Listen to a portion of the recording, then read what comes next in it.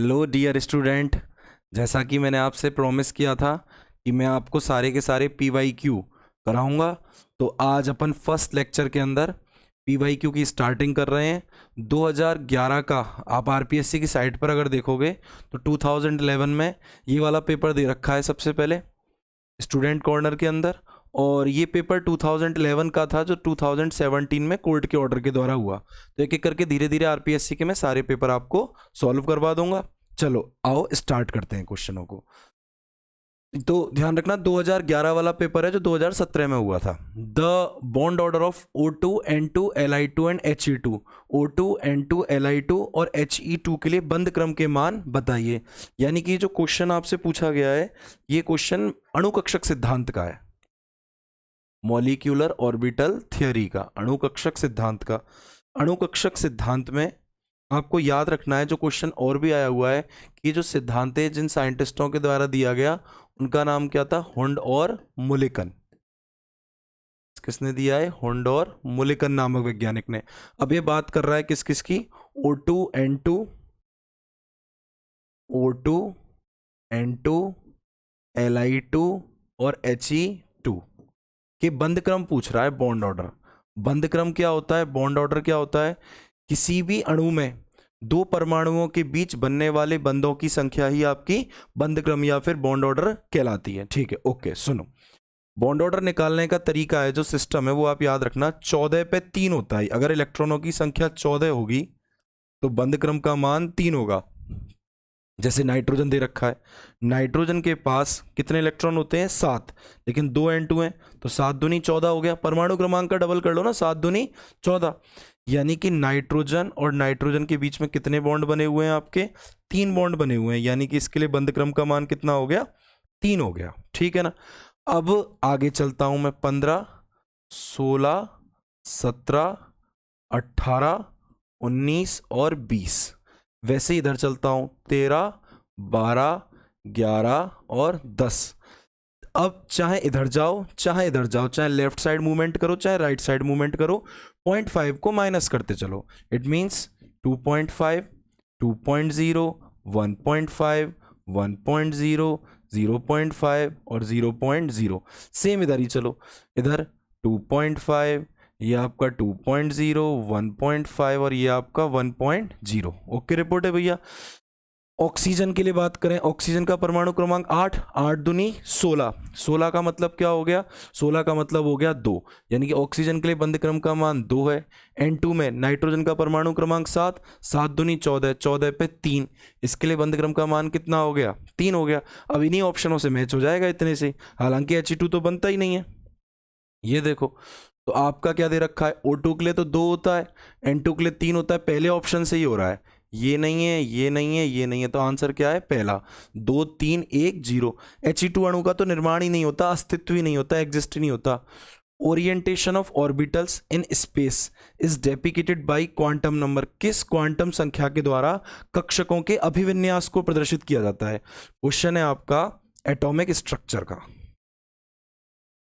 Question किसका है आपका? एटॉमिक स्ट्रक्चर का। अब अगर एटॉमिक स्ट्रक्चर की बात करें तो एटॉमिक स्ट्रक्चर के अंदर अपन क्वांटम संख्याओं को देखते हैं। किसको देखते हैं? क्वांटम नंबर्स को। जो क्वांटम नंबर्स होते हैं वो 4 प्रकार के होते हैं। जैसे किसी व्यक्ति के घर जाने के लिए एक निश्चित एड्रेस की आवश्यकता होती है, वैसे ही किसी इलेक्ट्रॉन की यथार्थ स्थिति, एक्यूरेट पोजीशन, सटीकता से ज्ञात करने के लिए जिन संख्याओं का उपयोग किया जाता है उन संख्याओं को क्वांटम संख्याओं के नाम से जाना जाता है। ये क्वांटम संख्याएं 4 प्रकार की होती हैं। पहली है आपकी n, दूसरी है l, तीसरी है m और चौथी है s। l होती है आपकी मुख्य क्वांटम संख्या है, प्रिंसिपल क्वांटम नंबर, जो कोश या फिर शेल के बारे में बताती है। दूसरी है एल, दिंगशी क्वांटम संख्या। एल या दिंगशी क्वांटम संख्या जो है वो आपकी उपकोशों की आकृति के बारे में बताती है। इसके बारे में? उपकोश की आकृति के बारे में, शेप ऑफ द सबशेल।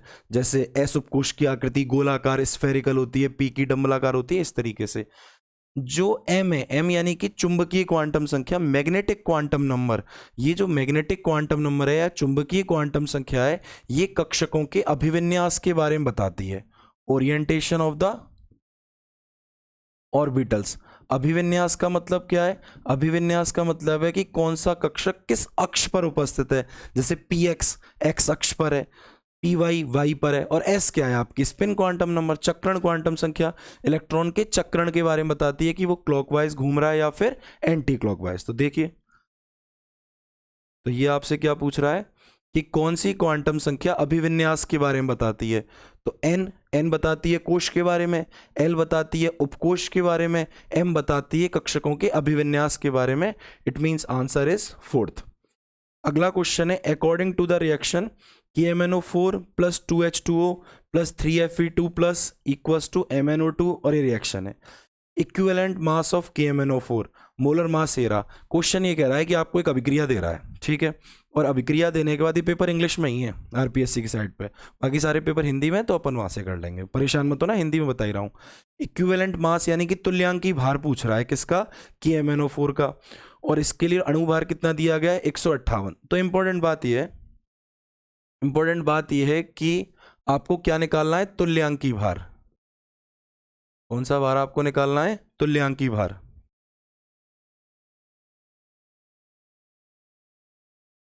आपको क्या निकालना है? तुल्यांकी भार। तुल्यांकी भार यानी कि इक्विवेलेंट वेट। तुल्यांकी भार, जिसे मैं शॉर्ट में तू भार लिख देता हूं, ठीक है जी। अणुभार, तुल्यांकी भार निकालने का फॉर्मूला होता है अणुभार अपॉन में एन फैक्टर। एन फैक्टर क्या होता है? अम्लों के लिए एन फैक्टर होता है सक्रिय या अम्लीय H प्लस आयनों की संख्या। क्षारों के लिए क्या होता है? OH माइनस आयनों की संख्या।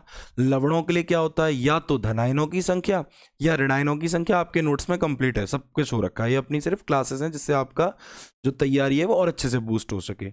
और रेडॉक्स अभिक्रियाओं के लिए क्या होता है? त्यागे गए या ग्रहण किए गए इलेक्ट्रॉनों की संख्या। तो आपने एक चीज नोटिस करी, रिएक्शन जो दे रखी है ना, उसमें आपका KMnO4 MnO2 में चेंज हो रहा है। यानी कि कैसे कर रहा हूं मैं इसको? KMnO4 इसमें चेंज हो रहा है आपका MnO2 में। क्लियर है? KMnO4 के लिए ऑक्सीकरणांक निकालेंगे। आपका लिथियम हुआ, सोडियम हुआ, पोटेशियम हुआ, रुबिडियम हुआ, सीजियम हुआ, फ्रेंसियम हुआ, ये सब वर्ग संख्या 1 के तत्व हैं, एस ब्लॉक के तत्व हैं, क्षारीय धातु हैं, एल्कलाइन मेटल है, और इन सब के लिए ऑक्सीकरण अंक का मान होता है +1। Mn के लिए कितना होता है? x। एक ऑक्सीजन पर चार्ज होता है -2, तो 4 पर कितना हो गया? -8। ओवरऑल चार्ज कितना हो गया? 0। Mn के लिए ऑक्सीकरण अंक ज्ञात कर रहे हैं, ठीक है जी। Mn के लिए निकाल रहे हैं, कितना है? x। एक ऑक्सीजन पर कितना होता है? -2, तो 2 पर कितना हो गया? -4। ओवरऑल चार्ज क्या है इस पर? 0। तो ये तो आ गया x बराबर सॉल्व करके +7, और ये x बराबर क्या आ गया? +4। यानी कि इनके बीच में कितने इलेक्ट्रॉनों का लेन देन हो रहा है? 3 का। समझ में आ गई यहाँ तक की बात? यानी कि KMnO4 में Mn +7 से MnO2 में +4 में जा रहा है, 3 इलेक्ट्रॉनों को ग्रहण करके रिडक्शन हो रहा है, अपचयन हो रहा है। तो तुल्यांकी भार निकालने का फॉर्मूला अणुभार अपॉन में एन फैक्टर। अणुभार आपका प्रश्न में दे रखा है 158, अपॉन में एन फैक्टर। एन फैक्टर कितना है? 3। तो कर दो ना, 3 5 15, 158 में 3 से मार्क लगा दो, 3 5 15, 3 दूनी 6, 7 8, पॉइंट लगाया 20 हो गए, 3 6 18, यानी कि 52.66 के आसपास अपना आंसर होगा। ठीक है, चलो देखते हैं, ये ना फोर्थ 52.66 इसका आंसर है। इस तरीके से इसको सॉल्व करना है। नेक्स्ट है, total number of atoms per unit is BCC। काय केंद्रित घनीय जालक में अवयवी कणों की या कुल कणों की संख्या बताओ। तो BCC की जो स्ट्रक्चर होती है, उस BCC की स्ट्रक्चर के अंदर ऐसे होती है, क्यूब शेप, इस तरीके की BCC की स्ट्रक्चर है। ये देखो, ये इधर, ये इधर और ये इधर। BCC में जो अवयवी कण होते हैं वो यहाँ पर होते हैं, एक तो कोनों पर, सभी पर, और एक कहाँ पर होता है? केंद्र में। कुल कोनों की संख्या 8, एक का योगदान 1/8 प्लस एक केंद्र में, और केंद्र वाला तो पूरा रूम के अंदर ही होगा। ये आया 1, ये आया +1, 1 + 1 बराबर 2। 2 आंसर है, ये लो। BCC में कुल कणों की संख्या कितनी होती है? 2। सॉलिड स्टेट का, ठोस अवस्था का क्वेश्चन है। इस क्वेश्चन को अपन एटॉमिक को मान सकते हैं। एटॉमिक स्ट्रक्चर में अगर आप सिलेबस को देखोगे तो एक इक्विवेलेंट वेट लिखा हुआ है। क्वेश्चनों को मैं बताता चल रहा हूं। जैसे ये केमिकल बॉन्डिंग का है, लास्ट में आप देखना कहां से कितने आए हैं। ये एटॉमिक का है, ये एटॉमिक स्ट्रक्चर का है। ये वाला क्वेश्चन स्टेट ऑफ मैटर्स का है, पदार्थ की अवस्थाएं, और उसमें से भी किसका है? ये सॉलिड स्टेट का, ठोस अवस्था का है ये। नेक्स्ट आगे आते हैं अपन ये आप देख लेना, ठीक है। अगला, according to Gay-Lussac law, Gay-Lussac के नियम की बात कर रहा है। चलो भाई गैलुसेक के नियम को देख लेते हैं। यानी कि ये जो क्वेश्चन है ये भी स्टेट्स ऑफ मैटर का है, और स्टेट ऑफ मैटर में से भी ये गैसियस स्टेट का है, गैस अवस्थाओं का ये क्वेश्चन है, गैसियस स्टेट का ये क्वेश्चन है। चलो आओ देखते हैं इसको, इसके अंदर अपन को क्या करना है। देखो, गैसों को समझाने के लिए 4 नियम दिए गए। एक तो आवोगाद्रो का नियम, एक बॉयल्स का नियम, एक चार्ल्स का नियम, और एक इसका गैलुसेक का नियम, ठीक है ना। गैलुसेक की मतलब इसकी ट्रिक चलती है, एटीपी बॉटनी में पेज नंबर सी पर गिवन है, तो अपन से गैलुसेक पूछ रहा है तो ज्यादा बात ही क्यों करें, ये गिवन है, याद करने का तरीका है, ठीक है। देखो, जी का मतलब है किसका नियम, गैलुसेक का नियम। गैलुसेक के नियम में वॉल्यूम कांस्टेंट रहता है और एन मोलों की संख्या निश्चित रहती है। आदर्श गैस समीकरण क्या होता है, पीवी बराबर एनआरटी। क्या क्या कांस्टेंट है, वॉल्यूम कांस्टेंट है, आयतन नियत है, एन का मतलब ये मोलों की संख्या नियत है, आर गैस स्थिरांक है, यानी कि P is directly proportional to T. तो नियम क्या आ गया गैलुसेक का, गैलुसेक के नियम के अनुसार किसी गैस की निश्चित मात्रा के लिए मोलों की संख्या निश्चित कर दी ना, स्थिर आयतन पर जो दाब होता है, प्रेशर होता है, वो टेम्परेचर के समानुपाती होता है। अब देख लो फोर्थ ऑप्शन, देखो, pressure of a fixed amount of gas, gas की निश्चित मात्रा के लिए टेम्परेचर जो होता है वो स्थिर ताप पर वो क्या होता है, प्रेशर के प्रोपोर्शनल होता है, ये वाला fourth is the right answer. Geometry of XeF4 molecule, question है फिर से केमिकल बॉन्डिंग में, और केमिकल बॉन्डिंग में भी क्वेश्चन है VSEPR का, वेस्पर थियरी का।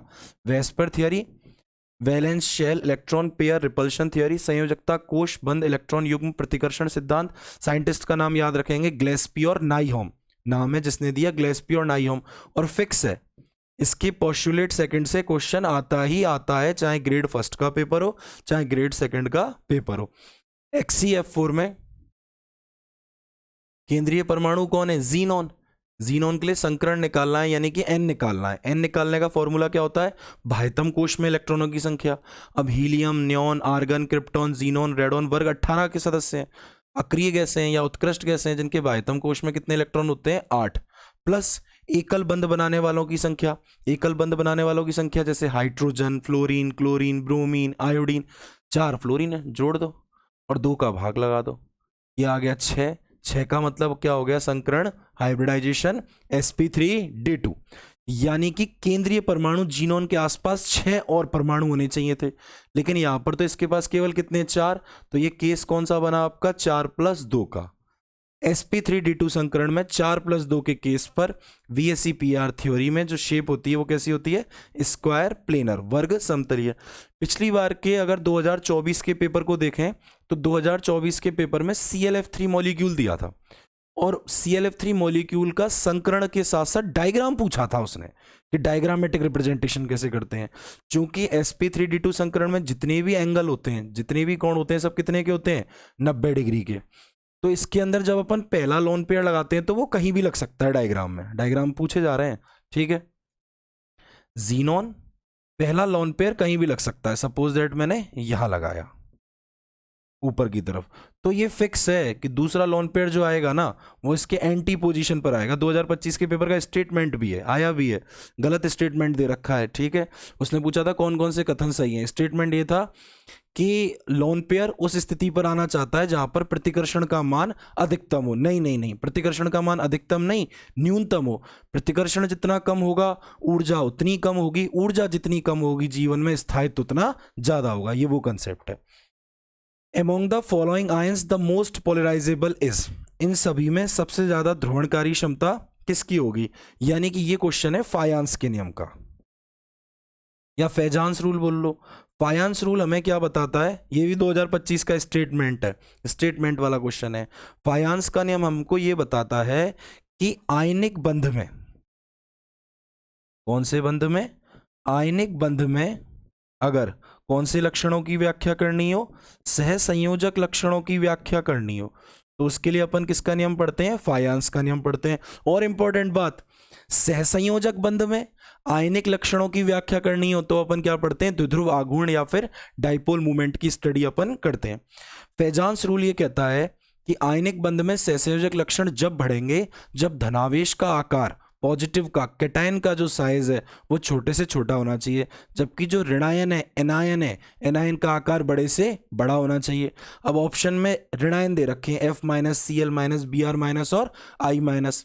वर्ग 17 के सदस्य हैं, ऊपर से नीचे जाने पर आकार में क्या होती जाती है, वृद्धि। ऋणायन का आकार बड़े से बड़ा और धनायन का छोटे से छोटा, तो सबसे बड़ा आकार किसका, I- का, तो आंसर I- जाएगा। क्लियर है यहां तक की बात। अगला क्वेश्चन है आपका कोऑर्डिनेशन का, उपसहसंयोजक यौगिकों का क्वेश्चन है, कोऑर्डिनेशन कंपाउंड्स का। ठीक है, कोऑर्डिनेशन कंपाउंड में उसने पूछा है which of the following complex is known as a heteroleptic. अब हेट्रोलेप्टिक का हिंदी में कोई अर्थ नहीं है, इंग्लिश में भी हेट्रोलेप्टिक है और हिंदी में भी हेट्रोलेप्टिक है, बस मीन समझो इसका। हेट्रोलेप्टिक का मतलब है कि जो स्क्वायर ब्रैकेट है, जो बड़ा कोष्टक है, उस बड़े कोष्टक के अंदर जो लिगेंड होंगे ना वो अलग अलग टाइप के होने चाहिए, एक जैसे नहीं है होने चाहिए। अगर स्क्वायर ब्रैकेट में बड़े कोष्टक में सारे लिगेंड एक जैसे हैं then that is a homoleptic, और अलग अलग हैं तो हेट्रोलेप्टिक। आ जाओ देख लो, यहां पर चारों लिगेंड एक जैसे हैं, यहाँ 6 एक जैसे हैं, यहाँ 6 एक जैसे हैं, लेकिन इस वाले ऑप्शन में 2 प्रकार के लिगेंड है NH3 और Cl, तो ये किसका एग्जाम्पल हो जाएगा, हेट्रोलेप्टिक का। तो second one is the answer, ये गया है इसका। चलो आओ नेक्स्ट को देखते हैं। ठीक ठीक। अगला पूछ रहा है IUPAC नेम, ये क्वेश्चन भी आपका किसका है, कोऑर्डिनेशन कंपाउंड्स का है। इस क्वेश्चन को करने के लिए सबसे पहले इसका ब्रेकअप कराना पड़ेगा, ठीक है, बिना ब्रेकअप के तो कुछ नहीं है। क्या है आपका Hg CO SCN का होल 4, ठीक है, यही तो दे रखा है आपको। इसका ब्रेकअप कराएंगे तो क्या बनेगा, Hg प्लस उसके बाद CO SCN का होल 4 माइनस 1। सॉरी, जब भी किसी लवण का नाम लिखते हैं तो उपसंयोजक यौगिक भी तो एक प्रकार के संकुल यौगिक यानी कि लवण ही तो है, ये सॉल्ट ही तो है आपके। तो जब भी किसी सॉल्ट का नाम लिखा जाता है, जब भी किसी लवण का नाम लिखा जाता है तो सबसे पहले धनायन का नाम लिखा जाता है, जैसे NaCl सोडियम क्लोराइड। यहां पर भी धनायन कौन है, Hg, धातु है, धातु पर धनायन आएगा, Hg यानी कि हो गया मरकरी। उसके बाद लिगेंडों की संख्या, लिगेंड कितने, 4, टेट्रा। टेट्रा के बाद SCN का नाम, SCN का नाम होता है आपका ये थायो आइसोसाइनेटो। क्लियर है यहां तक की बात, जो कि इसमें भी दे रखा है, यानी कि ऑप्शन या तो फर्स्ट होगा या फिर क्या होगा, सेकंड। उसके बाद अगर बड़ी कोष्टक वाली प्रजाति के ऊपर कैसा चार्ज होता है, नेगेटिव चार्ज होता है, माइनस चार्ज होता है, तो जो केंद्रीय धातु परमाणु आयन होता है, सेंट्रल मेटल एटम आयन होता है, उस पर उसके नाम के अंत में 8 आता है, तो कोबाल्टेट, ये रहा कोबाल्टेट, एक ही ऑप्शन है जो सही दे रखा है नाम। उसके बाद ऑक्सीकरण अवस्था, ऑक्सीकरण अंक लिखते हैं, निकाल लेते हैं, लाओ इसमें क्या है, कोबाल्ट के लिए ऑक्सीकरण अंक कितना होता है, X, मुझे नहीं पता ना, निकालना है ये तो। SCN पर होता है -1, तो 4 पर कितना हो गया, -4। ओवरऑल चार्ज कितना है इस पर, -1, तो X बराबर क्या आ गया, +3। X बराबर क्या आ गया, +3, ये आ रहा थर्ड, तो ये वाला आपका आंसर हो जाएगा। अगला कह रहा है लिस्ट को, सूची को मिलाओ, सूची को मिला के कह रहा है sulphur, bromine, yttrium, neptunium, halogen, transuranic, chalcogen और ट्रांजिशन। हेलोजन हेलोजन होता है, ट्रांस यूरेनिक को हिंदी में परा यूरेनिक कहते हैं, यानी कि यूरेनियम के बाद वाले तत्व, कहते हैं ना पार हिमालय, ट्रांस हिमालय हमसे दूर वाला, वैसे ही जो यूरेनियम के बाद वाले हैं, पार वाले हैं, वो ट्रांस यूरेनियम। चेल्कोजन ही है। ट्रांजिशन का मतलब है संक्रमण तत्व। अब देखो, सबसे पहले सल्फर से ही उठा लेता हूं, तो जो सल्फर है ना वो वर्ग 16 का सदस्य है, बात कर लेता हूं, लाओ यहां पर आगे। ये रहा, वर्ग 16 को देखे ना, ऑक्सीजन, सल्फर, सेलेनियम, ये आपका TE, ये पोलेनियम, ये सारे के सारे वर्ग 16 के सदस्य हैं। और वर्ग 16 के जो सदस्य हैं ये अयस्कों का निर्माण करते हैं, और का निर्माण करते हैं, ठीक है। अब ये P ब्लॉक के हैं, P ब्लॉक में अगर वर्ग 13 को देखा तो आइकोसजन बोलते हैं, वर्ग 14 को क्रिस्टलोजन बोलते हैं, वर्ग 15 को निक्टोजन बोलते हैं, वर्ग 16 को चेल्कोजन बोलते हैं, वर्ग 17 को हेलोजन बोलते हैं, वर्ग 18 को इनर्ट बोलते हैं। ये अपनी एक्स्ट्रा की बातें हैं, लेकिन ये वाली जो फैमिली है ना, ये अयस्कों का निर्माण करती है। अयस्कों का निर्माण करने के कारण इसको अपन किसके नाम से जानते हैं, चेल्कोजन, चेल्कोजन।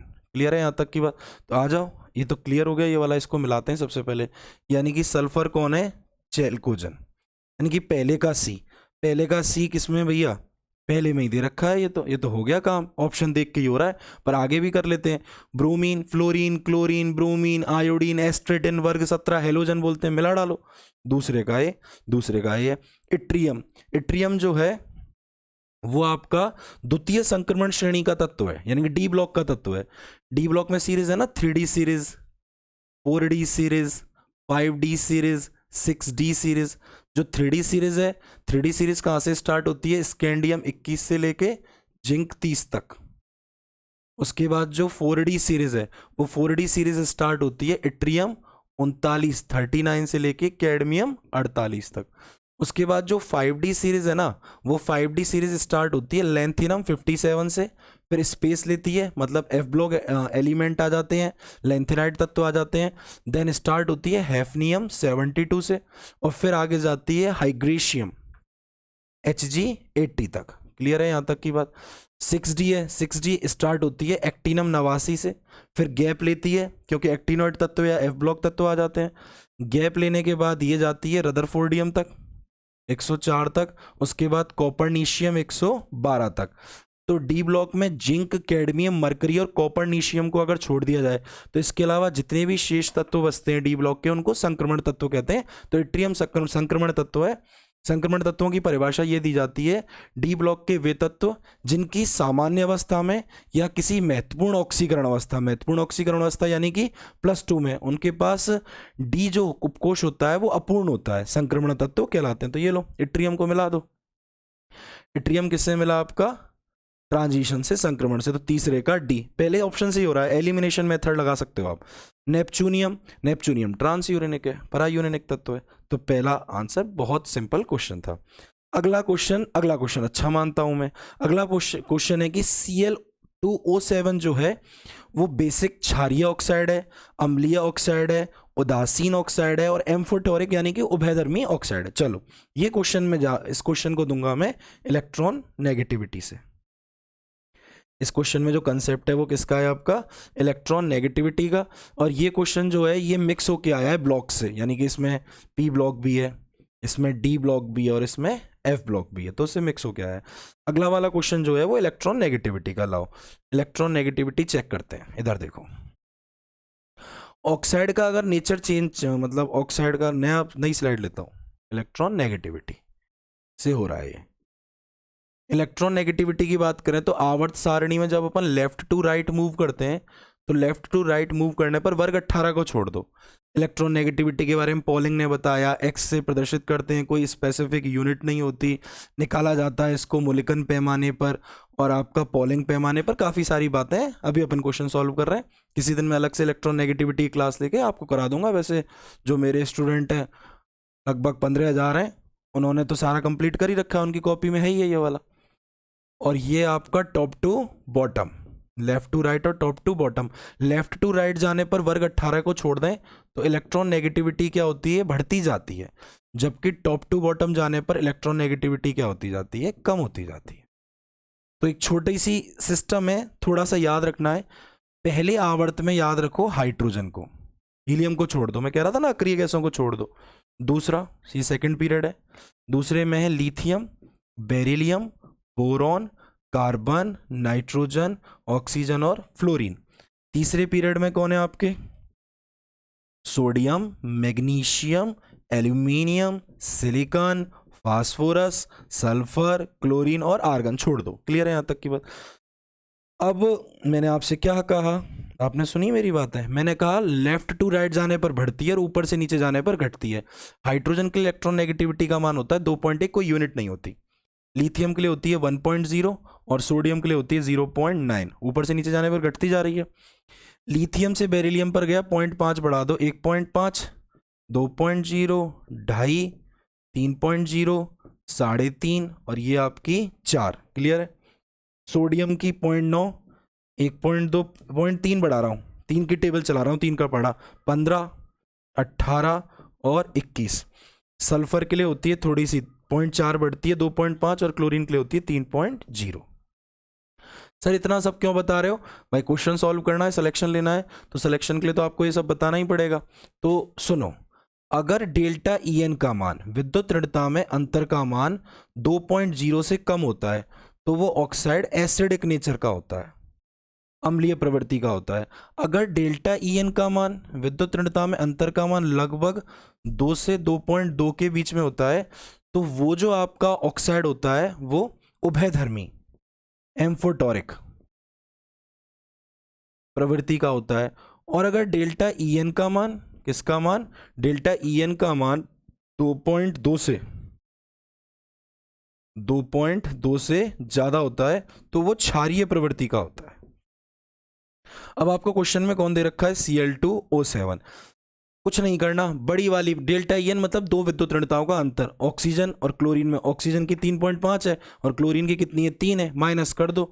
अब इन 2 और 7 से मल्टीप्लाई मत करना, यही कंफ्यूजन होता था क्लास में, मैंने कई बार आपको कहा था इस बात को। ऑक्सीजन की कितनी है आपकी 3.5 और क्लोरीन की Cl की कहाँ है 3.0, माइनस करा तो कितना आया 0.5, 0.5 यानी कि 2 से कम है, यानी कि अम्लीय प्रवृत्ति का होगा, एसिडिक नेचर का होगा। ये लो लगाओ आंसर, एसिडिक ऑक्साइड ये रहा। ये क्वेश्चन करने का वे ये था, विद्युत ऋणता या फिर इलेक्ट्रॉन नेगेटिविटी का एक क्वेश्चन था। आगे आओ, ये आप देख लेना अपने आप पॉज करके। At 300 kelvin value of Kc, ठीक हो गया, ओके। ये जो क्वेश्चन है आपका, ये साम्य अवस्था का क्वेश्चन है। साम्य अवस्था बोले तो इक्विलिब्रियम का, और इक्विलिब्रियम में भी केमिकल इक्विलिब्रियम का, रासायनिक साम्य का ये आपका प्रश्न है। आरपीएससी भैया हर जगह से क्वेश्चन पूछती है, हर टॉपिक में से क्वेश्चन देती है। और 300 केल्विन दे रखा है कि Kc फॉर गैसीय रिएक्शन, Kc की वैल्यू दे रखी है 24.6, अभिक्रिया पूरी गैसीय है।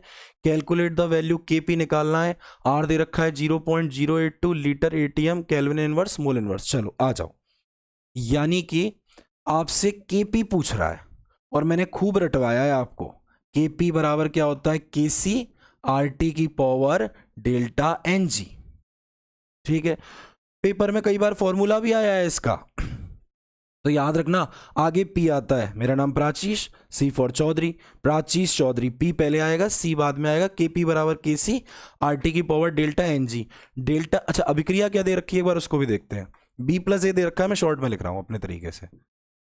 A गैसीय प्लस B गैसीय, कह रखा है ना गैसीय अभिक्रिया, इक्वल्स टू BA दे रखा है, ये भी लिख लो, क्या फर्क पड़ रहा है उससे, आंसर ही तो निकालना है, ज़्यादा दिमाग नहीं लगाना होता सिलेक्शन लेने के लिए, ठीक है। ये हो गई गैसीय अभिक्रिया। डेल्टा Ng क्या होता है, उत्पाद के गैसीय मोलों की संख्या। उत्पाद के गैसीय मोल कितने, 1 माइनस अभिकारक के 1 और 1 2 बराबर क्या आ गया, -1। फॉर्मूला क्या आ गया, Kp बराबर Kc RT की पावर, वही प्राचीश चौधरी, RT की पावर -1, Kp बराबर Kc RT की पावर -1 के नीचे आ जाएगी, क्या हो जाएगा RT। सॉल्व करते हैं वैल्यू पुट करके। Kp बराबर Kc, Kc दे रखा आई थिंक 24.6, ठीक, तो मैंने लिखा 24.6 अपॉन में R दे रखा है 0.082, चेक कर लेंगे एक बार, इंटू T, टेम्परेचर कितना दे रखा है आपको 300। सॉल्व करते हैं, 24.6 अपॉन में 3 से गुणा करता हूँ, 3 दूनी 6, 8 दूनी 16, 8 3 24, अरे वाह क्या शानदार डेटा दिया है। और ये 2 0, पॉइंट के बाद 3 डिजिट है, 1 2 3, ये लग गया, ऊपर भी 24.6 और नीचे भी 24.6। इन जीरों का तो कोई महत्व ही नहीं है, कोई मतलब ही नहीं है, समझ में आ गई यहाँ तक की बात, इन जीरो का कोई भी महत्व नहीं है। 24.6 से 24.6 कट जाएगा, 1 आ जाएगा। देखो ऑप्शन में 1 दे रखा है क्या, सिंपल क्वेश्चन था। ये दे रखा चौथा is the answer. Which one is, अगला question 56, which one is true for a buffer solution. Buffer solution के लिए कौन सा कथन सत्य है, कुछ स्टेटमेंट्स दे रहा है आपको। पीएच वैल्यू, देखो थोड़ा बड़ा कर लेता हूँ, पेपर ऐसा ही है, इसी टाइप में इसका प्रिंट है, कोई बात नहीं, थोड़ा सा एडजस्टमेंट और जिंदगी सफल। PH value of a buffer solution can not be determine. Buffer विलयन के लिए पीएच का मान ज्ञात नहीं किया जा सकता। कैसी बात कर रहे हो, बफर विलयन के लिए पीएच निकाल सकते हैं हेंडरसन समीकरण के द्वारा। हेंडरसन समीकरण रिवाइज करा देता हूं मैं आपका। अम्लीय बफर विलयन के लिए हेंडरसन समीकरण क्या था, पीएच बराबर पीके प्लस लॉग सॉल्ट की कॉन्सेंट्रेशन अपॉन में एसिड की कॉन्सेंट्रेशन। ये तो बफर विलयन, अम्लीय बफर विलयन के लिए था। संगठन वगैरह भी होते हैं इसके, पर पेपर काफी लेंदी हो जाएगा, आपको परेशानी हो जाएगी, ठीक है। और पीओएच क्षारीय विलयन, क्षारीय बफर विलयन के लिए पीओएच निकालने का फॉर्मूला होता है पीकेबी प्लस लॉग सॉल्ट की कॉन्सेंट्रेशन अपॉन में बेस की कॉन्सेंट्रेशन, तो अपन बफर विलियन की पीएच तो निकाल सकते हैं। तो पहला स्टेटमेंट इज नॉट गुड, सही नहीं है, गलत बात कर रहा है, अपन गलत बात नहीं करेंगे। It has pH value always less than, buffer विलियन के लिए पीएच का मान हमेशा 7 से कम होगा। नहीं नहीं नहीं, स्टेटमेंट लिखा रखा है मैंने आपको कि अम्लीय बफर विलियन के लिए या क्षारीय बफर विलियन के लिए ऐसा कोई फिक्स नहीं है कि पीएच 7 से कम या ज़्यादा आएगी, वो 7 से कम भी आ सकती है और 7 से ज़्यादा भी आ सकती है। It can have pH value less और मोर देन 7, यही तो कह रहा हूँ मैं कि बफर विलियन के लिए पीएच का मान 7 से कम भी आ सकता है और 7 से ज़्यादा भी आ सकता है। इट हैज़ पीएच वैल्यू नहीं, गलत। क्लियर है, आंसर कौन सा जाएगा? तीसरा, बफर विलियन यानी कि अम्लीय बफर विलियन के लिए पीएच का मान 7 से कम भी हो सकता है और 7 से ज़्यादा भी हो सकता है। जैसे एग्जाम्पल में कहूँ, रक्त एक अम्लीय बफर विलियन का उदाहरण है जिसके लिए पीएच का मान 7.4 होता है, तो हो गई ना 7 से ज़्यादा। विच one of the following is not an extensive property, thermo का क्वेश्चन है, थर्मोडायनेमिक्स का क्वेश्चन है। ये वाला क्वेश्चन जो था ये आपका आयोनिक इक्विलिब्रियम का है, आयनिक साम्य का है, आयोनिक इक्विलिब्रियम का है।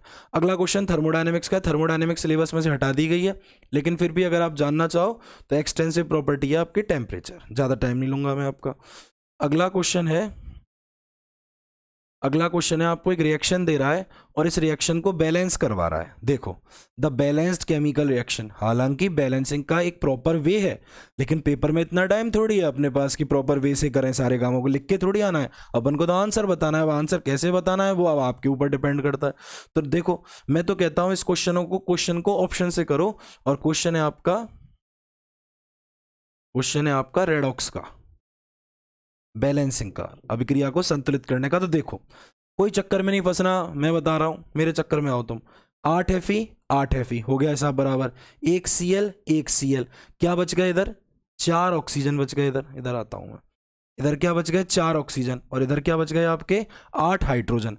तो भैया 4 ऑक्सीजन और 8 हाइड्रोजन मिलकर तो 4H2O बनाएंगे। ये लो भैया, ये रहा 4H2O, और कहीं हो ही नहीं रहा आपका हिसाब किताब, ये हो गया आपका 4H2O। आप कहोगे सर पहला भी तो हो सकता है, पहले में भी तो 8 हाइड्रोजन है, तो पहले में भैया 4 O2, 4 दूनी 8, 8 ऑक्सीजन थोड़ी है, 8 ऑक्सीजन थोड़ी है, ऑक्सीजन तो कितने हैं आपके? 4 ही हैं, तो नहीं बैठ रहा। 2 दूनी 4 हाइड्रोजन, ये 2 दूनी, ये 2 दूनी 4 हाइड्रोजन, 4 थोड़ी है, 8 हाइड्रोजन है, नहीं बैठ रहा। तीसरा 4 दूनी 8, 8 हाइड्रोजन है, बैठ रहे हैं। दूसरे में 2 हाइड्रोजन, 2 थोड़ी है, 8 हाइड्रोजन है। इसको बैलेंस करने का सिस्टम है, इसको रिएक्शन देख के बैलेंस किया जाता है, न कि प्रॉपर वे से। चलिए आगे है, कोई क्वेश्चन नहीं है स्लाइड पे, आप देख लेना इसको। ये ठीक है, हेंडरसन इक्वेशन हो गया, ये इक्विलिब्रियम का हो गया। हाँ, अब ये क्वेश्चन है कुछ, अब इन पर बात करते हैं। Calamine is an ore of, calamine किसका है? इसका डायरेक्ट याद करना है भैया, जिंक का है, ठीक है, कुछ नहीं कर सकते इसका। ओलियम, ओलियम मेरा फेवरेट है, ओलियम का फॉर्मूला भी पूछा जाता है, फॉर्मूला होता है H2S2O7, कुछ भी नहीं है ओलियम। अगर H2SO4 गैस में या H2SO4 में सांद्र सल्फ्यूरिक अम्ल में SO3 गैस को प्रवाहित करते हैं तो ओलियम का निर्माण होता है। ज़्यादा है तो इसकी स्ट्रक्चर भी बता सकता हूं मैं आपको, ठीक है।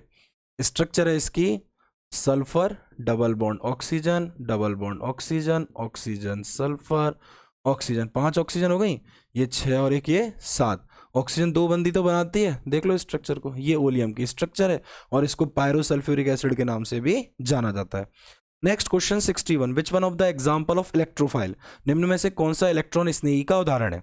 इलेक्ट्रॉन स्नेही ऐसी प्रजातियां होती हैं जिन पर स्वयं पर तो धनावेश होता है या स्वयं पर तो इलेक्ट्रॉन घनत्व की कमी होती है, लेकिन आक्रमण उस स्थान पर करते हैं जहां पर इलेक्ट्रॉन घनत्व की अधिकता होती है, वो आपके known as a name of electrophile या फिर इलेक्ट्रॉन स्नेही कहलाते हैं।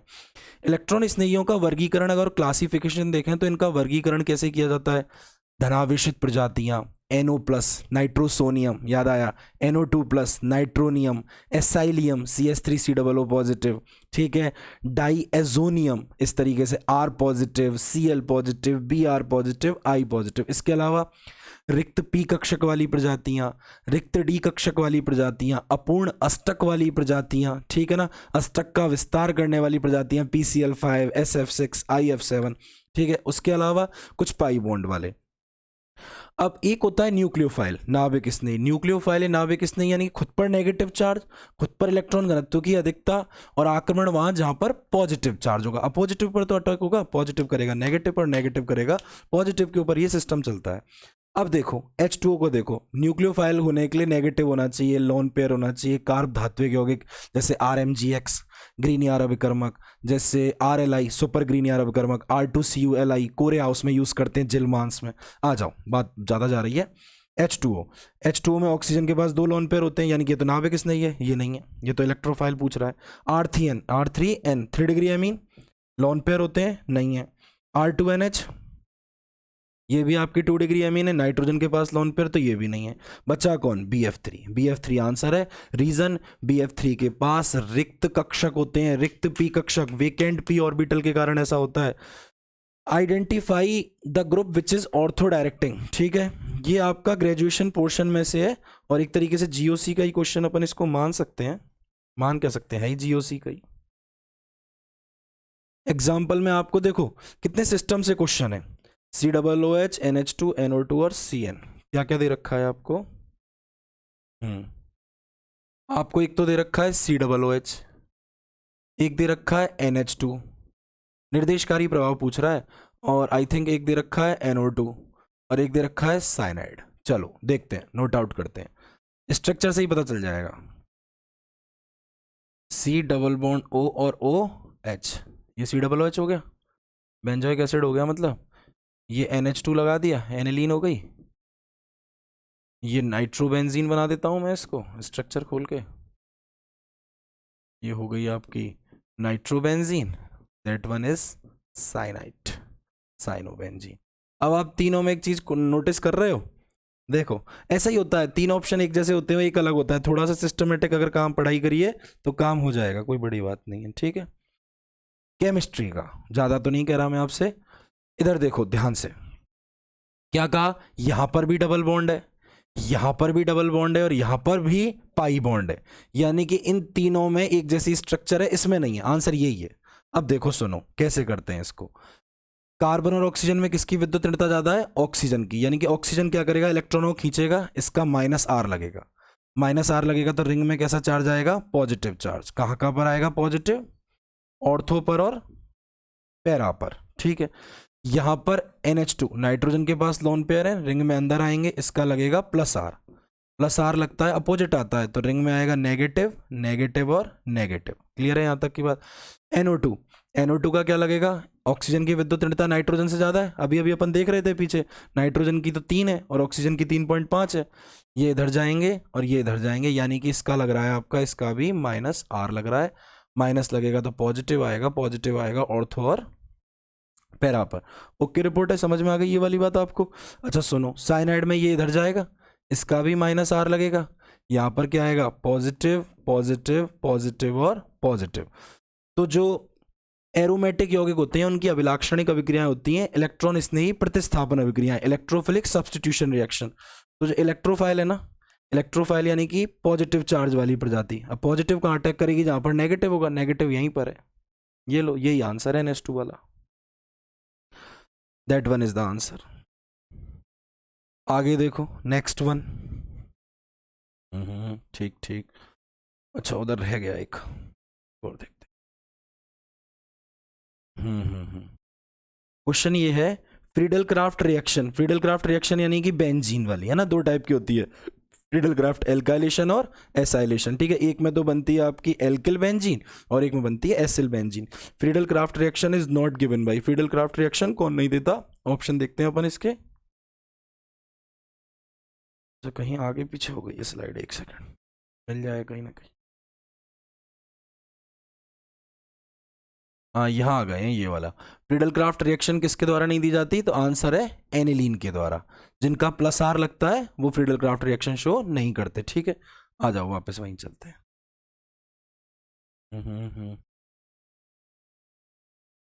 आ जाओ ये देखो, उसके बाद, अच्छा ये नायलॉन वाला रह गया, कर लेंगे इसको बाद में, अपने आप ले आऊंगा मैं। कार्ब ऑक्सी हीमोग्लोबिन, जो कार्ब ऑक्सी हीमोग्लोबिन है वो ब्लड में कैसे बनती है, तो ब्लड में जब अपन कार्बन मोनोऑक्साइड को लेते हैं तब इसका फॉर्मेशन होता है, डायरेक्ट हो जाएगा।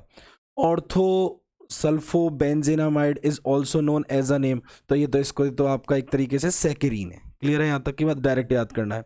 विच of the following antibiotic is not bacteriostatic, antibiotic जो बैक्टीरियोस्टेटिक नहीं है, डायरेक्ट याद करो, पेंसिलिन, याद ही करने हैं। An example of colloidal system in which dispersion medium, यानी कि आपसे पूछ रहा है परिक्षिप्त प्रावस्था, परिक्षेपण माध्यम कौन द्रव किस में, तो ये आपका मिल्क में होता है। सरफेस केमिस्ट्री का क्वेश्चन है, डायरेक्ट होगा। फोटोकेमिकल स्मोक पॉल्यूशन से है। फोटोकेमिकल जो स्मोक होता है, धुआं जो होता है वो बना होता है oxide of nitrogen and hydrocarbon से, डायरेक्ट करना है। Which of the following does not trap terrestrial radiation, यानी कि स्थल पर जो विकिरणें आती है ना सूरज से, उनको कौन नहीं रोक पाता है, तो CO2 रोकता है, जलवाष्प H2O रोकती है, मेथेन रोकती है, N2 is the answer, N2 is the answer. अगला क्वेश्चन 74वां क्वेश्चन है आपका इलेक्ट्रो का। इलेक्ट्रो के एक या दो क्वेश्चन आते ही आते हैं, फिक्स है। Electro calculate the molar conductivity of NH4OH, कह रहे हैं बाबूजी कि NH4OH के लिए तो मोलर चालकता का मान अनंत तनुता पर ज्ञात करो। बहुत सिंपल है, मैं इस टाइप के क्वेश्चनों को, कोलेराउस लॉ का प्रश्न है, मैं इस टाइप के प्रश्नों को स्वच्छ भारत अभियान के नाम से जानता हूं, जो हमारे मोदी जी चलाते हैं। स्वच्छ भारत अभियान मतलब जरूरत की चीजों को रखो, बाकी सब कचरे को फेंक दो। अब आपसे NH4OH का पूछ रहा है। NH4OH में बहुत सिंपल है, ध्यान समझना।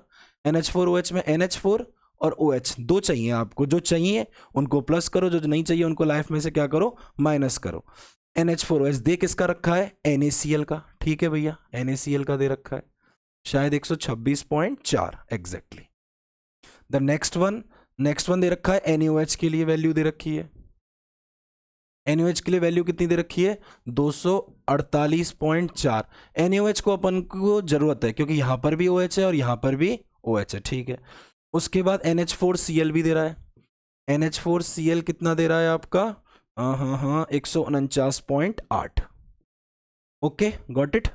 द नेक्स्ट वन, आगे क्या करेंगे, NH4Cl भी हमारे काम का है क्योंकि ये हमें जरूरत है, तो NH4 तो यहां से मिल जाएगा, OH यहां से मिल जाएगा, तो जो जरूरत के हैं वो प्लस, लेकिन एक्स्ट्रा में कौन आ गया, Na और Cl, तो NaCl को माइनस कर दो बस। तो इक्वेशन क्या बनेगी, NH4OH बराबर NH4Cl plus NaOH minus NaCl, value को प्लस करो। NH4Cl की वैल्यू कितनी है, 149.8 प्लस NaOH की वैल्यू कितनी है, 248.4 माइनस NaCl कितना है, 126.4। 149.8 प्लस 248.4, ये 8 और 4 12 2, ये लगा 8, 9 और 9 18, 18 की 8, 4 और 4 8 9 और 2 1 3, 398 माइनस करेंगे 126.4 को, 398.2 में से माइनस करेंगे 126.4 को, 12 में से 4 गए तो 8, ठीक है, 8 में से 6 गए तो 2, ये 7 और ये 2, लगभग 272.8 के आसपास, या फिर ठीक है, हाँ 7 1 हो जाएगा, 271.8, ये लो, तीसरा आंसर है। अगला क्वेश्चन फिर से इलेक्ट्रो का है। At 25 degree Celsius the potential of standard hydrogen electrode, यानी कि शी के बारे में बात कर रहा है, मानक हाइड्रोजन इलेक्ट्रोड के बारे में। मानक हाइड्रोजन इलेक्ट्रोड के लिए फॉर्मूला होता है -0.0591 pH। NCERT में दे रखा है, 12th में एक ही क्वेश्चन है और यही आता है जब भी आता है। pH की वैल्यू आपको दे रखी है 10, एक ही क्वेश्चन है NCERT में, एग्जाम्पल है, सॉल्व भी कर रखा है वहां पर। वैल्यू पुट करो, -0.0591 इंटू 10, वैल्यू गुणा करके क्या आएगी, -05910, 1 2 3 4 अंकों के बाद पॉइंट, आंसर क्या आएगा, -0.591। इस जीरो का तो कोई महत्व नहीं है, चेक करो -0.591 वोल्ट, दूसरा आंसर है। सिंपल क्वेश्चन है, सीधा एक ही क्वेश्चन दे रखा है ऐसा NCERT में, पूछता है तो इसी को पूछता है। आगे, विच one of the following noble gas, कौन सी ऐसी अक्रिय गैस है या फिर इनर्ट गैस है, डज नॉट फ्रॉम क्लथरेट कंपाउंड, क्लथरेट यौगिक नहीं बनाती, P ब्लॉक से क्वेश्चन है, फिक्स है भैया, याद रखना, आंसर है नियॉन। अगला क्वेश्चन है, एमोंग द फॉलोइंग आयंस, निम्नलिखित आयनों में से द हाईएस्ट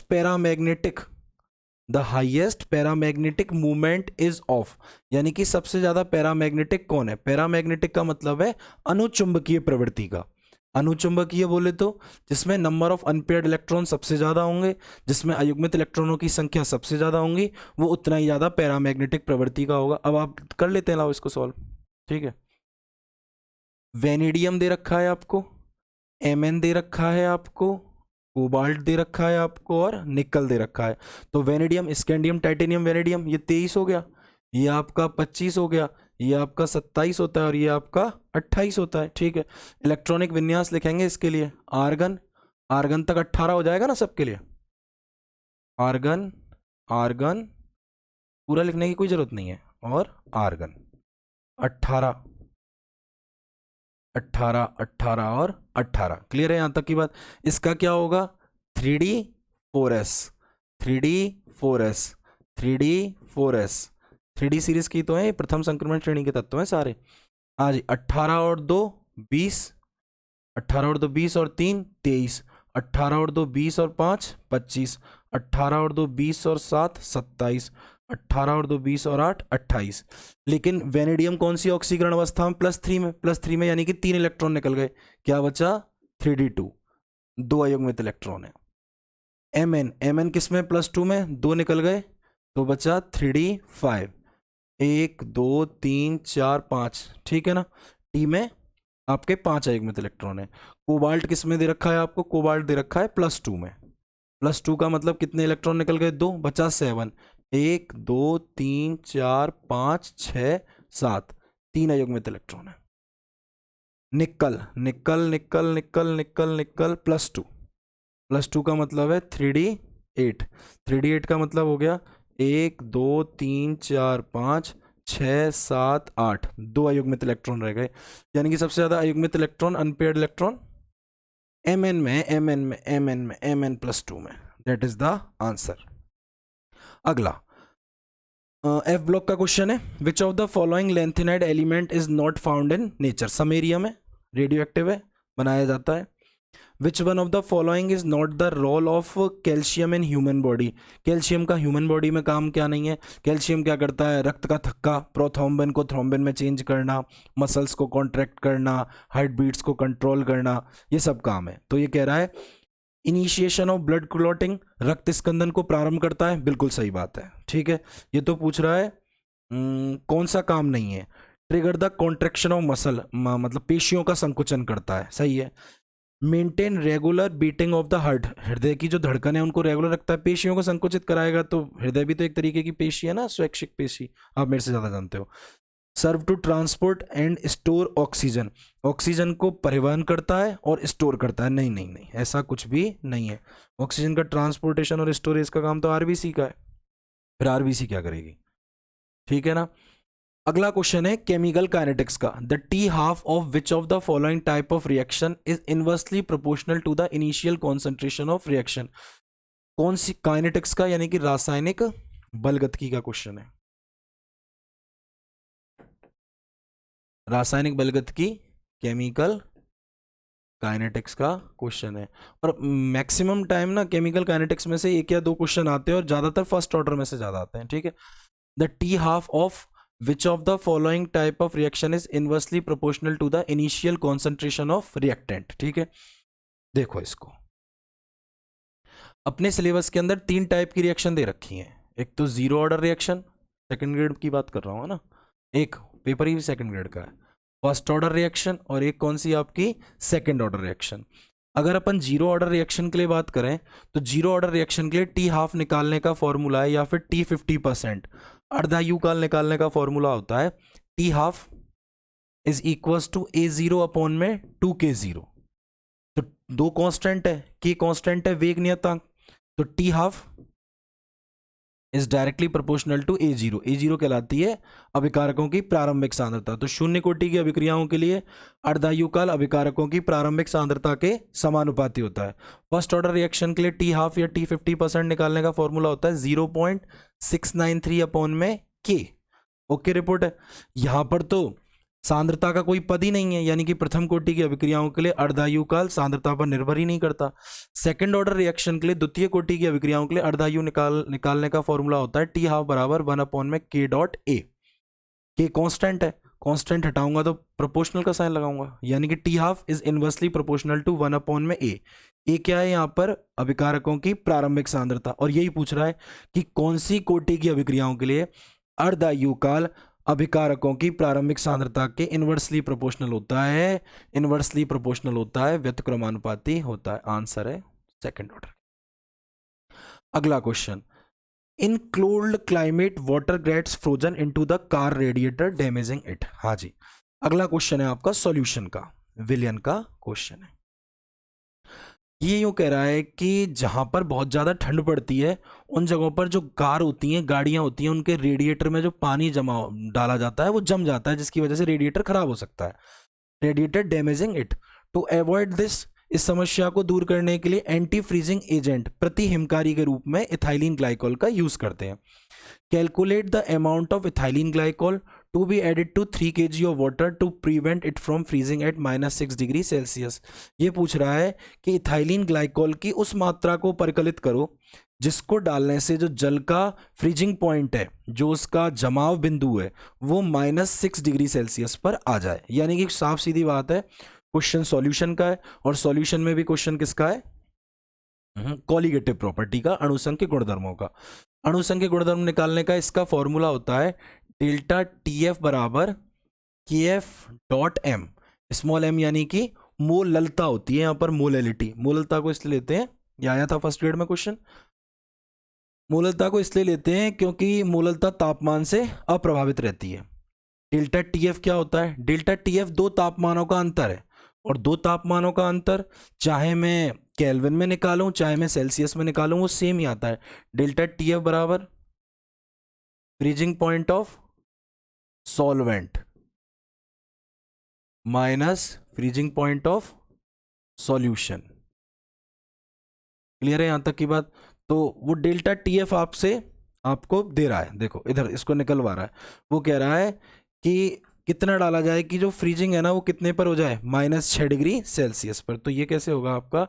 डेल्टा टीएफ बराबर फ्रीजिंग पॉइंट ऑफ सॉल्वेंट, जल का कितना होता है? 0 डिग्री सेल्सियस। जल भाई 0 पर जमता है, minus freezing point of solution कितना कह रहा है वो? -6। तो माइनस माइनस प्लस हो गया, डेल्टा टीएफ बराबर क्या आ गया आपका? 6 डिग्री। अब सेल्सियस कह लो या इसको केल्विन कह लो, एक ही बात है, क्योंकि तापमानों का अंतर किसी में भी निकालो, केल्विन में, सेल्सियस में, फारेनहाइट में सेम ही निकलता है। हाँ जी, तो डेल्टा टीएफ आ गया। केएफ आपको क्वेश्चन में दे रखा है 1.86 केल्विन केजी मोल इनवर्स, याद होना चाहिए। वाटर के लिए तो एटलीस्ट पर देता है KF for water 1.86 kelvin KG mole inverse, और अगर के भी होता तो के भी होता है 0.52 केल्विन केजी मोल इनवर्स। आगे क्या कह रहा है? आगे कुछ क्या कहेगा हम कहेंगे इससे। अब केएफ बराबर कितना दे रखा है? 1.86, और देखो वैल्यू ये बहुत सोच समझ के दी है उसने। तो डेल्टा टीएफ आ गया, डेल्टा टीएफ बराबर केएफ डॉट एम। एम क्या होता है? विलय का भार अपॉन में विलय का अणुभार इंटू 1000 अपॉन में विलायक का भार। विलायक का भार किसमें? ग्राम में। डेल्टा टीएफ वैल्यू पुट करते हैं। डेल्टा टीएफ कितना है आपका? 6 बराबर केएफ कितना है आपका? 1.86। विलय का भार निकालना है आपको x, विलय का अणुभार विलय के रूप में ले रहा है इथाइलिन ग्लाइकोल। इथाइलिन ग्लाइकोल होता है CH2OH और CH2OH। ठीक है, इसके लिए अपन अणुभार कैलकुलेट करते हैं। 2 कार्बन है, एक कार्बन के लिए 12 होता है, तो 2 के लिए कितना हो गया? 24। हाइड्रोजन कितने हैं? 2 और 2 4 और 5 और 1 6, और ऑक्सीजन का 16, 16 दूनी 32। तो 24 और 6 30, 30 32 62, ये हो गया आपका 62 62। देखना डेटा कितना शानदार दिया है। विलय का अणुभार कितना है? 62 इंटू 1000। 3 किलोग्राम जल की बात कर रहा है, यहाँ पर विलायक का भार ग्राम में रखना है, तो 1 किलो में 1000 ग्राम, तो 3 किलोग्राम मतलब 3000 ग्राम। ये लो भैया, क्या कटेगा? 3 जीरो से 3 जीरो, पॉइंट हटाया और यहाँ पर क्या लगाया? 100। 62 से 186 3 बार कटता है, 3 6 18 और 3 दूनी 6। पेपर में कैलकुलेशन बहुत ईजी आती है, एक आध दो क्वेश्चन है जहाँ थोड़े समस्या करता है, पर ठीक है। और ये 3 से क्या कट गया? 3, ये 100 इधर जाएगा 600, x बराबर 600 ग्राम। यानी कि आपको 3 किलोग्राम पानी में 3 किलोग्राम जल में 600 ग्राम इथाइलिन ग्लाइकॉन मिलाओगे तो जो फ्रीजिंग पॉइंट है वो फ्रीजिंग पॉइंट -6 डिग्री सेल्सियस चला जाएगा सॉल्यूशन का। चलो फ्रीडल क्राफ्ट रिएक्शन देखी जाए तो एक मतलब एरोमेटिक यौगिक बेंजीन की अभिक्रिया है, और बेंजीन एरोमेटिक यौगिक और एरोमेटिक यौगिकों की अभिलाक्षणिक अभिक्रिया इलेक्ट्रोफिलिक सब्स्टिट्यूशन रिएक्शन में होती हैं, ठीक है ना।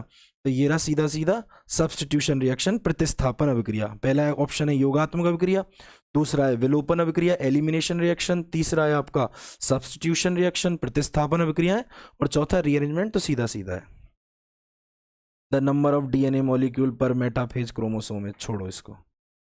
हाँ भाई, और कुछ रह रहा है क्या? इधर आ जाओ। एनिलीन, ये हो गया वो फ्रीडल क्राफ्ट रिएक्शन कौन नहीं देता, वो वाला था ना, पहले अपन ने देख लिया था एनिलीन वाला। विच one of the following have highest value of pKa, जिसके लिए के का मान सबसे कम होगा, जिसके लिए ये पूछ रहा है highest value of pKa, highest value of pK, जिसके लिए के का मान सबसे कम होगा ना, उसके लिए पीके का मान सबसे ज्यादा होगा। आंसर एथेनॉल जाएगा क्योंकि प्लस आई लग रहा है, ठीक है ना। आंसर जाएगा एथेनॉल, क्लियर है। केनी-जारो रिएक्शन हालांकि अपने सिलेबस में नहीं है, पर फिर भी आपकी नॉलेज के लिए, वैसे सिलेबस में नहीं है केनी-जारो अपने यहाँ फर्स्ट ग्रेड में। केनी-जारो रिएक्शन कौन नहीं देते? केनी-जारो रिएक्शन वो नहीं देते जिनके पास अल्फा हाइड्रोजन होता है, यानी कि CH3CHO, ये नहीं देगा, ये एल्डोल देगा। इस ये जो ऊपर वाले तीनों ना, इसको select the incorrect statement, incorrect statement देना है आपको। नियोप्रीन इज पॉलीमर का क्वेश्चन है, polymer. Neoprene is formed by polymerisation of chloroprene, सही बात है, बिल्कुल करेक्ट बात है। हो जा भाई करेक्ट, क्यों नाराज हो रहा है। अगला रबर, तीसरा दूसरे को छोड़ रहा है। Rubber is a natural polymer of isoprene, सही बात है, आइसोप्रीन का बहुलक है, ठीक है। सल्फ वल्कनीकरण में सल्फर को मिला के गर्म किया जाता है, जिससे उसकी क्वालिटी बढ़ाई जाती है रबर की, तो दूसरा आंसर है, क्लियर है। अगला इंसुलेटर पॉलीमर का क्वेश्चन है फिर से। इंसुलेटर को चालक बनाने के लिए और टेलीविजन के कैबिनेट बनाने के लिए कौन से पॉलीमर का यूज करते हैं? तो यह है आपका पॉलीस्टाइरीन, ठीक है जी, पॉलीस्टाइरीन का इसके लिए यूज किया जाता है। अगला द एमाइनो एसिड, ये आपके बायो के हैं। विच of the following is an example of disaccharide, चलो इसको केमिस्ट्री का भी मान सकते हैं अपन, अपने बायोमोलिक्यूल हैं सिलेबस में। तो डाइसैकेराइड ऐसे सैकेराइड जिनके जल अपघटन पर 2 सैकेराइड इकाइयों का निर्माण होता है, डाइसैकेराइड कहलाते हैं। ये 3 है इनके एग्जाम्पल, एक तो है माल्टोज, एक है सुक्रोज और एक लैक्टोज। तो माल्टोज दे रखा है, ये लो पेरीसाइकिल, और ये हो गया। और कुछ movement of molecule from its higher concentration, bio का है पर सॉल्यूशन का ही मान सकते हैं इसको। किसी पदार्थ का अपनी उच्च सांद्रता से निम्न सांद्रता की ओर जाना डिफ्यूजन, विसरण कहलाता है, ठीक है। और ये आपके बायो के क्वेश्चन हैं, ठीक है ठीक है ठीक है।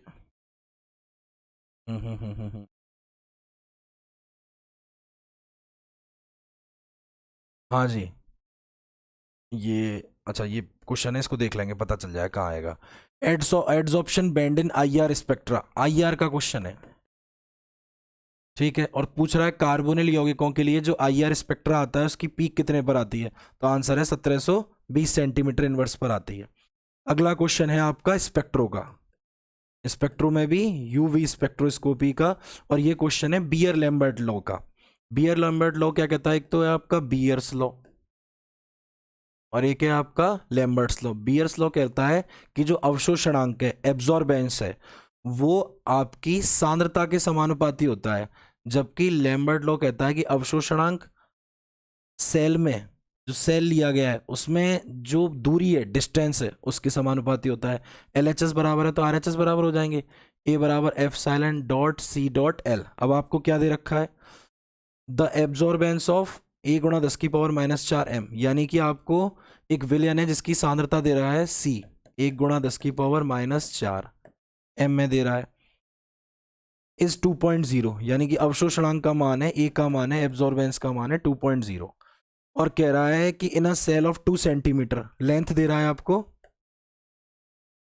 2 centimetre. Molar extension coefficient, molar विलोपन गुणांक एप्सिलॉन पूछ रहा है, रख लो, देखो क्या सिंपल वैल्यू, क्या सरल से आंसर आएगा। ए की जगह 2 बराबर एप्सिलॉन कितना है? 2 गुणा C कितना है? 1 गुणा 10 की पावर -4 इंटू लेंथ कितनी है 2। ठीक है, अरे ये क्या किया, ए आपको दे रहा है 2, एप्सिलॉन आपसे पूछ रहा है, डॉट सी सांद्रता कितनी है 1 गुणा 10 की पावर -4 इंटू लेंथ कितनी है 2। तो एप्सिलॉन बराबर क्या होगा 2 अपॉन में, ये नीचे आ जाएगा 2 गुणा 1 गुणा 10 की पावर -4, 2 से 2 कट गया, 10 की पावर -4 ऊपर जाएगी तो प्लस की हो जाएगी, तो 1 गुणा 10 की पावर +4 दे रखा है क्या, 1 गुणा 10 की पावर +4। ठीक है, अगला क्वेश्चन फिर से केमिकल काइनेटिक्स का है, रासायनिक बलगतिकी का क्वेश्चन है, पहले भी आ चुका है एक। द इनिशियल 1 ये यूं कह रहा है कि किसी अभिकारक की प्रारंभिक सांद्रता मोटा मोटी मान लो कि 1 है, जो 50 मिनट बाद आधी हो गई, 0.5 रह गई, 1 ही आधी हो गई, और फिर वो आधी होकर 0.25 हो गई। इसको स्टार्टिंग से होने में 100 मिनट लगाया। देखो ऐसे करो इस क्वेश्चन को, मैं बताता हूँ। यूं कह रहा है कि पहले माना 100 थी, 1 इंटू 10⁻³ करा है, मैं उसको 100 मान लेता हूँ। 100 से आधी होकर कितनी हो गई 50, 50 से आधी होकर कितनी हो गई 25, 100 से 50 होने में कितनी देर लगी 50 मिनट, और 100 से 25 होने में कितनी देर लगी भैया आपके, देखो 100 मिनट लगी हैं, यूं कह रहा है 100 मिनट लगी हैं, ये रही 100 मिनट, ये हो गई आपकी 100 मिनट, तो 50 यहाँ लगी हैं, टोटल 100 लगी हैं, तो यहाँ 50 हो गई, यानी कि सांद्रता आधी होती जा रही है, यानी कि अभिक्रिया हो गई आपकी फर्स्ट ऑर्डर की रिएक्शन हो गई, टी हाफ बराबर 0.693 अपॉन में के। एक तो ये फॉर्मूला याद कर लेना, इस पर क्वेश्चन आते हैं, एक ये याद कर लेना, टी बराबर 2.303 अपॉन में के लॉग ए अपॉन में ए माइनस एक्स। ठीक है, तो ये जाएगी फर्स्ट ऑर्डर की रिएक्शन, ये रहा।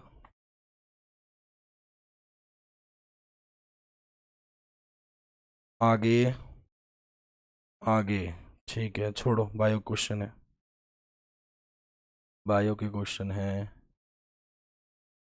बायो के क्वेश्चन है सारे आपके बायो क्वेश्चन, एक बार चेक कर लेते हैं।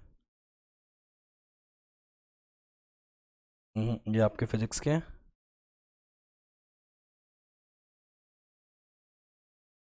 ये सब फिजिक्स है आपकी, कर लेना भैया ये सब आप।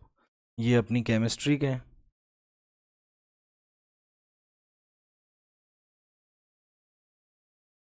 ठीक है। तो ये अपनी ये वाला पेपर क्या हुआ आज के लिए कंप्लीट हुआ, ठीक है। और अब मिलते हैं अपन नेक्स्ट पेपर के साथ। 2011 में आरपीएससी में जो भी नया पेपर केमिस्ट्री का दे रखा होगा इसके बाद मैं उसका सॉल्यूशन आपको करा दूंगा। तब तक के लिए बाय, ध्यान रखें, अच्छे से पढ़ाई करें।